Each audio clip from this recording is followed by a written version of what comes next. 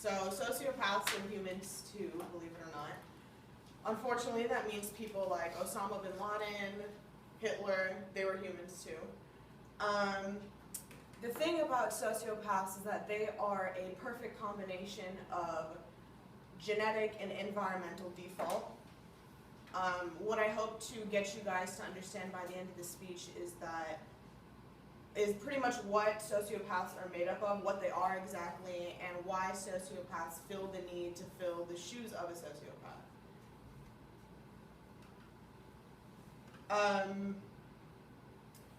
So pretty much a sociopath, according to researcher and journalist Callum Stewart, a sociopath is someone who is antisocial, very manipulative, they're very deceitful almost, but they're also very charming. They can get someone to like them and to see where they're coming from when that is not who they are at all. The thing about sociopaths is that they pretty much hate groups of people, not individuals. Sounds like someone we know. A good sociopath is someone who would look at someone and be like, how can I make your life better and the most beneficial way to you personally as an individual? They would not look at a group of people and say, how can I help these people better their lives? That's just not the way they are. The thing about sociopaths is that they can be considered as, think of them like dictators. The scary but not scary part about dictators is that they can be overthrown. It's happened before in history and it will probably happen again, but what's more scary? The dictator themselves or the army they have created to have the same mentality and thought process as them. The science behind a brain of a sociopath is that their brains are pretty much just extremely underdeveloped. They have spent their entire lives being developed and matured at a slower pace than average. And you can see that over here, that's the normal brain. This is your friend Jim over here, who is a sociopath. Oh, funny story about Jim is that actually he was a researcher for sociopaths, and he scanned his own brain and then realized that he had the brain of a sociopath himself, so that's pretty ironic. A common myth about sociopaths is that people think that sociopaths have no type of moral judgment, that they don't have any morals, which that is in fact not the case.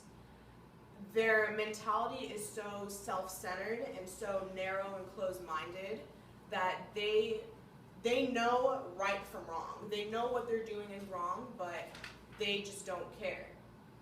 And that's pretty much what makes a sociopath a sociopath. They know what they're doing is wrong, but they just couldn't care less because as long as it benefits them and not someone else, they don't care about anyone else's feelings or what it does to them. For example, you can look at a toddler versus an adult. A toddler is not smart enough, they haven't been on this earth long enough to see things from different point of views and to understand that what you do and what you say can hurt other people.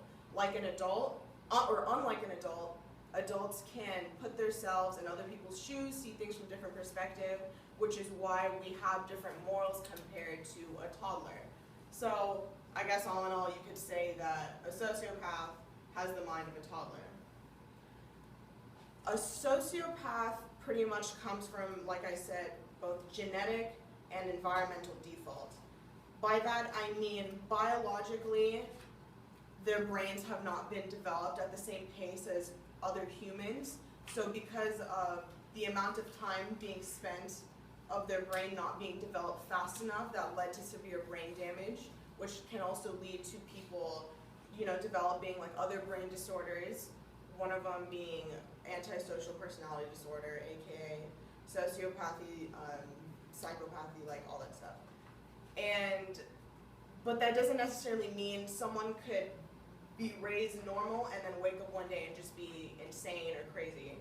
If you were born a sociopath, you were raised a sociopath. You see traits like that in people, but it doesn't necessarily click until they, get old one day, and it just gets worse and worse over time is what I'm trying to say. Environmental defaults is suffering from early traumatic events in their lives. Examples could be like being raised in poverty, suffering with emotional and physical abuse. This can lead people to feel very alone. It's kind of almost like schizophrenia. Like the more traumatic their early childhood life was, leads them to become, a little weird, I guess. That's the word I'm going to use. Aside from being born as a sociopath, the only way a person can develop this disorder is unless they experienced like a traumatic brain injury. Other than that, like it's not possible to be born normal and then wake up like crazy. All in all, a sociopath is someone who's deceitful but charming enough to get people to understand, or to get people to think that they're normal when they really aren't. They come off as charming when they're dangerously underdeveloped with negative morals. With just the right combination of a chemical imbalance and being raised in a negative environment, people can, and pretty much anyone can develop disorder over time. So, I guess in conclusion, the next time you see an act of terrorism on CNN or on social media or something, remember that sociopathy is not a personality trait, it's a disease that people cannot control.